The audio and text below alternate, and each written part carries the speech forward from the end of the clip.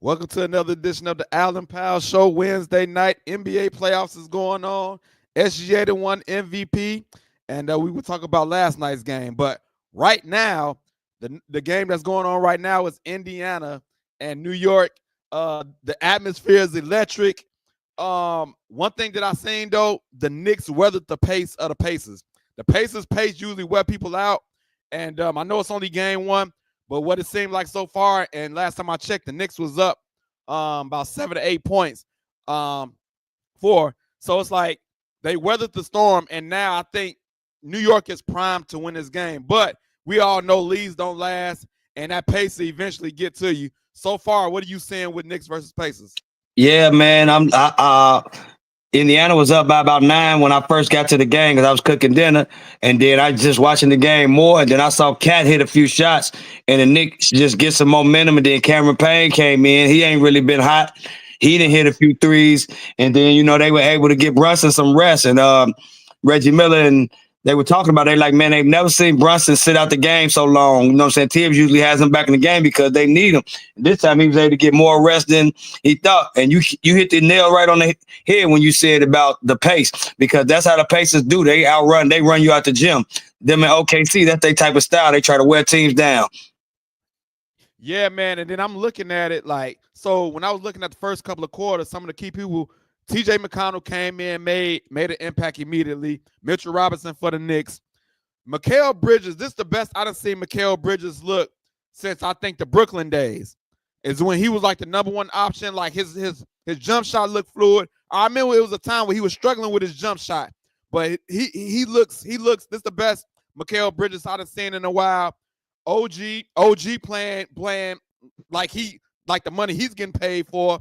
So right. It's like the Knicks are hitting on all, and then you got a good Cat, because you never know what Cat gonna show up, and then you don't know how many fouls is he gonna be in foul trouble. That and if he ever just gonna want to go on the block because he's 6'11" instead of just want to take 100 threes. I hate when he get hot from three, and some people say that's a bad thing, but I do, because guess what? He think it carries over to the next game and the next game, right? And he doesn't really try to take advantage of his size. Right, and I hate it. But like when he got the 3-point shot going, and he goes off the dribble. We seen him take whoever, a Miles Turner or whoever guarding him, off the dribble more than usual. And when he got both of those going, then Knicks gonna be hard to beat, man. Yeah, they're gonna be hard to beat. Him, Brunson, you got all of them playing their roles, and then Tibbs teams are always they probably can't play that Tibbs style defense on Indiana like that, but they still going to compete on that end. You know what I mean by that? Far as their teams, they're going to compete. They're going to play physical. And for the most part, if they shoot well, they're going to be in every game. Yeah, for sure. And that's the thing that's going on right now. I think in the first quarter, like they was Pacers was shooting a high percentage, and the Knicks was shooting a high percentage. And you would think that the pace will favor the Pacers, but when Knicks hitting their shots, then I think it's going to cancel out that pace, because eventually it's going to slow down a little bit. The pace is going to try to keep it up, but it's going to slow down a little bit. But one thing I think the Knicks can do that can slow down the Pacers' pace is to pick them up kind of full court a little bit, and don't let them just run and gun even on a made basket. So I think it's going to be interesting. The coaching is going to be very key. And in my opinion, I like the Pacers coach better than Tibbs. For me, we all seen Tibbs up front when he was in Chicago, and offense was always a struggle for him. But I just like Rick Carlisle as a coach, and I think the coaching advantage goes to the Pacers. What you think? I agree with you, man. I remember Tibbs running Noah at the high post. Joakim Noah was getting all those triple doubles because we didn't really have an offense. That was crazy. You just remember that Tibbs is not that great of an offensive coach. Now the other side of the ball, that's where he makes his money at. Like every time he go to a team, they go. They top 5 in defense. I will give them that, but they're also nowhere near the top in offense. Right. Yeah. I mean, and then Indiana's coach is a little bit more experienced, and he's a winner. He's actually won a championship. You know what I mean? He's won a championship, and we know that he can adapt. Like he made this team to a running gun team. None of his previous teams was a running gun team, in my opinion. The Detroit team was not a running gun team, and I think what the Dallas team Dallas, or the Lakers, or the Lakers. So yeah, he took a team that don't have a quote unquote superstar and created a style with them that's got them to the Eastern Conference Finals again. So you kudos. Yeah, what he did, what Indiana did, they got some athletes. You know what I'm saying? They got some guys who can run and high flyers, Obi Toppin and Pascal Siakam. You know, they made some good trades and got some young athletic guys in there, you know, and that kind of helped them push that pace. For sure. And it makes me think like you have to be a good coach to recognize, hey, I need to switch up this style because I don't have superstars, but I do have some athletes that can run and gun, that can do something different. It takes a coach to adapt to your players and not make them adapt to you. We always say that, even when it comes to football. And we hated it for our team because we feel like they did that with the Bears. But I think coaching in general, whether it be basketball or football, and specifically basketball and football, you need to adapt to your players and not the other way around. I agree with you on that. It's all about getting the best out of your personnel. You know, now to Tibbs' credit, he lucked up on Derrick Rose, and Derrick Rose just like, you know what? Right. Tibbs, give me the ball and tell everybody else to get out the way. That's our offense when I'm healthy. And then you saw what happened when we lost D Rose. Tibbs couldn't do hardly anything. When Derrick Rose wasn't healthy anymore, he couldn't give us nothing on offense. Nothing. Yeah. And we had a few players that you know could actually do something, you know what I'm saying, could score some points, but Tibbs just didn't know how to work it out. Yeah, Carlos Boozer, he can get you 16, 17, 20, and 10 if you played it the right way. Right. Yeah. So, coaching plays a part, man, especially in the playoffs. Let's check in with the YouTube people. Go James Kingdom checking in. Appreciate y'all. Johnny, who's the one of the hosts of Go James Kingdom, says peace. What's up, Johnny? Nick. I'm trying to think. Is he? I think he a Heat or a Knicks fan. I know. I can't remember. I think he a Knicks fan. Okay.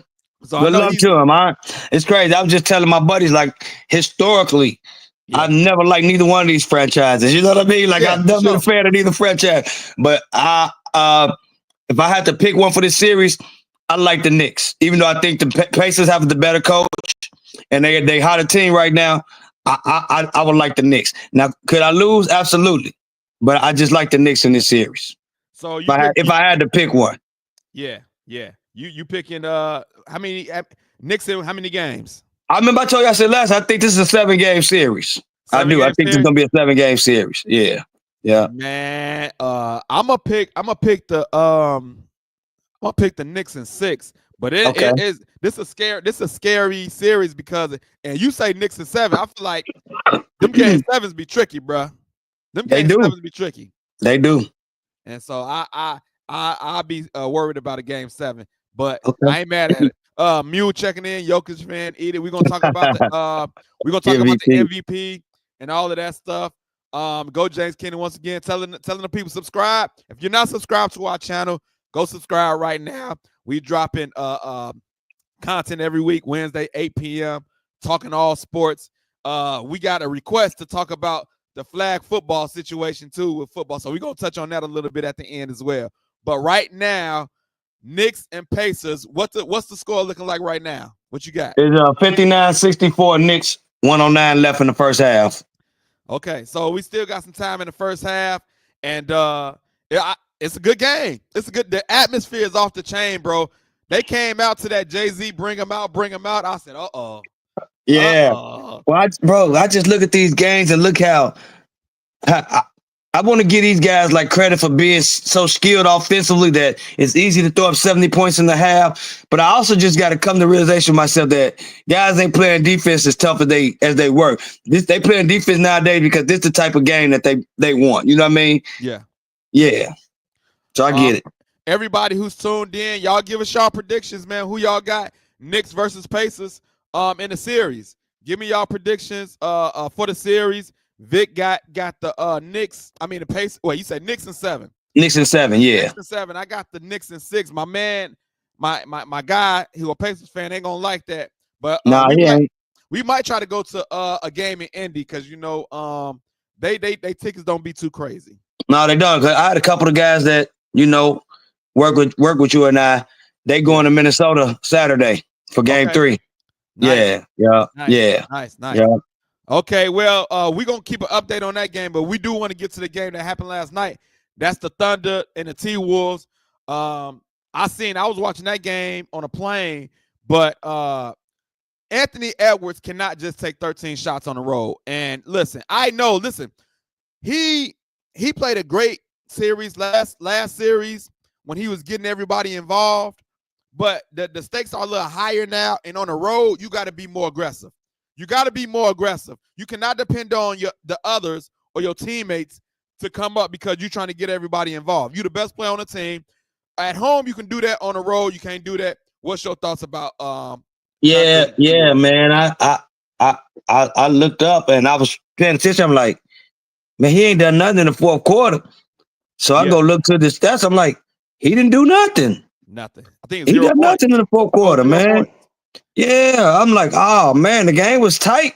I'm looking through 3 quarters, like the game is tight. I'm like, where's that man there? Like, I'm thinking he about to take over, and that wasn't the case. Yeah.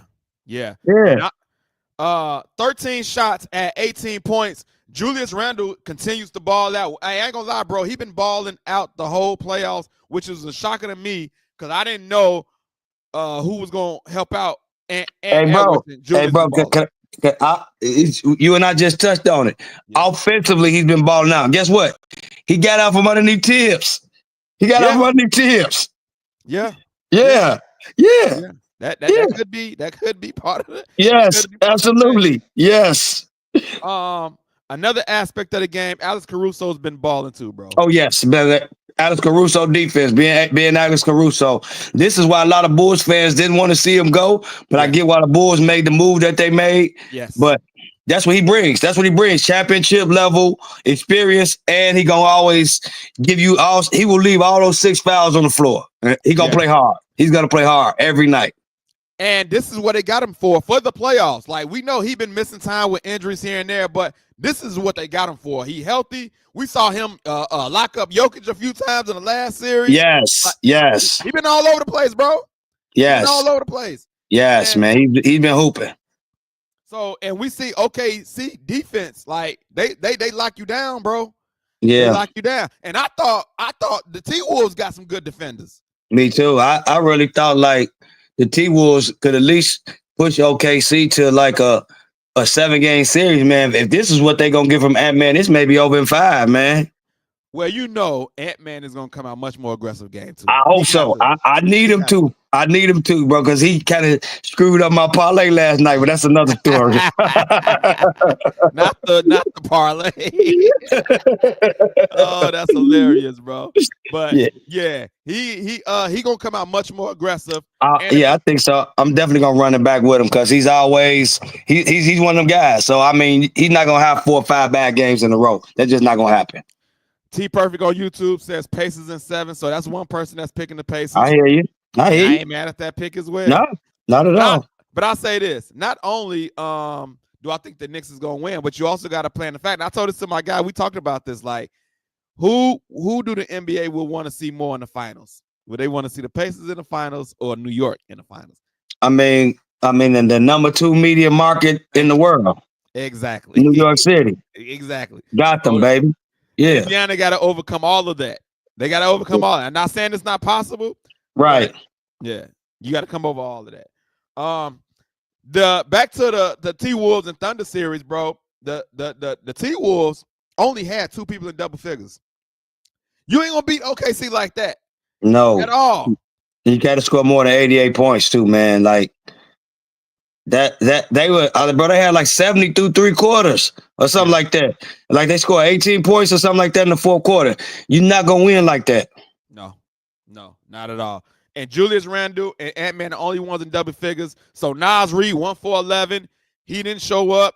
McDaniels didn't show up. Conley didn't show up. So they're going to need, especially Nas Reed, because I feel like he their 3rd best option. After Randle and Ant, Nas Reed is that guy. Yeah, man. They're going to need everybody clicking on all cylinders to beat this OKC team, man. They're going to need everybody. It's not Ant-Man ain't going to be able to beat them 5 games by himself. He had to do his thing, and everybody else gonna have to chip in when he's taking a breather. Already. Who did you pick initially, and who you got now? I really wanted to see Minnesota go to the finals, bro. I do. I want to see them go to the finals. I had them in 7, and I'm still going to stick by my pick, but I didn't like what I saw last night. You had T-Wolves in 7? Yeah. T-Wolves in 7. It's not over, bro. It's not over. It's only game 1. It's a series. I think I know what I said. I did pick OKC. I didn't get it. You did. You picked OKC. I said I felt like they had just a little bit more firepower. In game 1, it looked like that. They had, I think, 4 people in double. 4 guys in double figures. Yeah. So I just feel like they got a little bit more firepower than T-Wolves. But it's gonna be a good series, man. And I expect Ant-Man to. OKC got the MVP on their squad. You know what I'm saying? So yes, it's not gonna be a cakewalk for many. Right, and he had an off night and still put up 30. That's what he do. Yeah, that's what he do. Yeah, he was 10 for 27. He ain't gonna keep shooting like that. No. But guess what he did though? What I like about Shy all the time, he get to the free throw line. When he knows his shot ain't going, he's not gonna just keep jacking up outside shots. He gonna get to the free throw line. That's what Ant-Man didn't do. Ant-Man just kept settling for threes, bro. Nah, man, I get you. You know, you've been hot in the playoffs as a 3-point shooter, but you made your mark in this league your first few years, bro, as a slasher. Yeah, attack the rim, man. Get your man in foul trouble, bro. Get some easy buckets, get some easy points on the board, and let your teammates get momentum from that. What I seen too, I also seen at the beginning of the game, I feel like Ant-Man tried to like bully SGA a little bit. Like he like pushed him down, like tried to I guess intimidate him. He tried to like intimidate him. Yeah, it didn't work. It didn't work. Not at all. That's why I said like I just need Ant-Man to play ball, bro. I don't need you to be doing all that extra stuff. Just hoop, bro. That's it. That's hoop. That's it. Because you're not gonna intimidate Shy. You're not. That's all he gotta do is play. You a dog. You a dog. Just play like a dog and let your play do the talking. Let your game speak for itself, my boy. That's it. Yep. So I expect Edwards to be much more aggressive if they continue to get production from Julius Randle and then just a little bit from either Nas Reed or McDaniels. Just something, huh? Just something. I think they will be okay. But but the defense, like you say, the defense of both squads, and especially OKC, man, they lock you down, bro. And I think that's another reason why them other people couldn't get off, because of the defense. Mm-hmm. And so Minnesota got good defense, but OKC others were still able to get off a little bit. And that's the difference. Whose others is going to be able to get off even with good defenders? That's the thing. And honestly, even though, like I said, I wanted to see Minnesota go, I know it ain't over. It's just that OKC has more offensive firepower than them, man. They do. Yes. They just do. Yeah. They just do. Chet Holmgren, like we ain't even hardly talked about this dude. And you know, we talking about D Will and J Will and J Dub, the Williams brothers, or you know what I'm saying? I call them, you know what I'm saying? Like they so deep. Then you and I just talked about Alex Caruso coming off that bench playing defense. Like, man, they got some dogs over there. Yeah, for sure. If y'all watching, y'all make sure y'all share the live and comment. We get to the comments. Give us y'all predictions for OKC and Minnesota. Y'all got a game in the books, and y'all can come with y'all picks and let us know what y'all think. That's only game 1. I do want to talk about Shea got announced the MVP today, and as my title for today's, I said, was it voter fatigue or was it legit? He got MVP. He got 71 out of 100 first place votes. Jokic got the rest of the first place votes. Giannis was in third, of course. SGA averaged 32 points a game, and his team has 68 wins. Jokic averages triple-double. We know after Russ did it, the excitement for averaging a triple-double has diminished a little bit. It is, because it's possible. Russ not only did it once, Russ did it 3 times. Right. You know what I'm saying? Yeah. You know what I'm saying? Yeah. Absolutely. So what do you think, man? Was it voted for? Because they still saying this is one of Jokic's best seasons. I get it, bro, but honestly, I don't think it's voter fatigue, bro. I think Shea was the MVP. I go back, I look at it, bro. A lot of times it's about individual performance, but it's also about your team success. Absolutely. And I take a case in point. There were 5 or 6 guys in the league that had better numbers than Derrick Rose when he won the MVP. Mm-hmm. But guess what? The Bulls had the best record in the NBA, and literally it was it was because of him. Right. Like, they really had no other consistent body tech to score 25 a night. They got Boozer, he was giving you 18 and 10. That was cool. That was fine. But the Bulls, he was the only person to average like 25 plus points on the Bulls roster that year. Right. And so I agree. That's what it was with Shea. Not only his numbers helped him, but it also lifted his team to the top of the West, which ain't easy. Absolutely. The West was a dogfight, bro. The West was a dogfight, and I totally agree with them getting SGA MVP. I just know a lot of people just like, this dude, Jokic, put up some ridiculous numbers, man, as a center, averaging 10.2 assists. Yeah, that's outstanding. That's outstanding. To take nothing away from the Joker. I just don't think it was voters' fatigue. I just think that they looked at how OKC performed how Denver performed as a team. That's all. But you remember when Jordan lost the MVP, I think he lost it to Barkley one year, lost to Malone one year, and after the career's over, they said Jordan could have won it all these years. All those years. Now, I really believe with him, I'm be honest, it was voters' fatigue because guess what? The Bulls kept winning championships. The Bulls were winning. Yeah. The Bulls were winning. Yeah, but I know a couple of them years. And I know why they gave the MVP to Barkley in the 92-93 season, because Phoenix had a better record than the Bulls. And Barkley balled out. He went out west and took over. Like, Barkley balled out that year. I remember that year like it was yesterday. I want to say he put up like 25 and 13 or something, shot like almost 60% from the field. Right. Yeah, Barkley put up some crazy numbers that year. Yeah. And he led the Phoenix Suns to the NBA Finals. Right. And I know a couple of them years that Jordan lost, it was other teams that had like better records that year in the Western Conference. So it boils down to team success when a lot of people are just putting up crazy numbers. It starts boiling down to team success. Like when Russell put all those triple doubles up, he wasn't winning nothing, man. Yeah. You know what I'm saying? Yeah. And so Jokic's team, they was what number? The 4th seed. They're the 4th seed. Okay, see, was number 1 for the second year in a row. And some people felt like Shaq got snubbed last year. They say he had a good shot at the MVP last year. I say he didn't, because I get that they team they had the best record in the West last year too, right? It's 2 years in a row, but they got eliminated early last year, right? Right. Yeah, he had a good year last year, but it wasn't as good as this year, because this year he was able to elevate the level of his teammates' play. And that's why they're in the position that they're in, 1-0 in the Western Conference Finals. Right. Yep.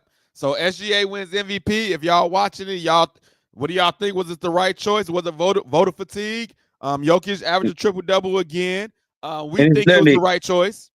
Yeah, one of my buddies, he bumped a post of his from April 2nd. He said he thinks SGA is going to win the MVP and deserve it, and he doesn't think it's voter fatigue. He had talked about this like a month ago. I said, wow. He bumped the post, and I saw it today. I'm like, man, this was good. This was good, because literally you touched right on it from the beginning. Like voters fatigue. A lot of people felt like that's what it was in their opinion. I just don't. I agree with you. Everybody that's joining in, we talking NBA basketball. SGA was MVP. We talking Knicks and Celtics game 1 is halftime. Knicks is winning 69-62.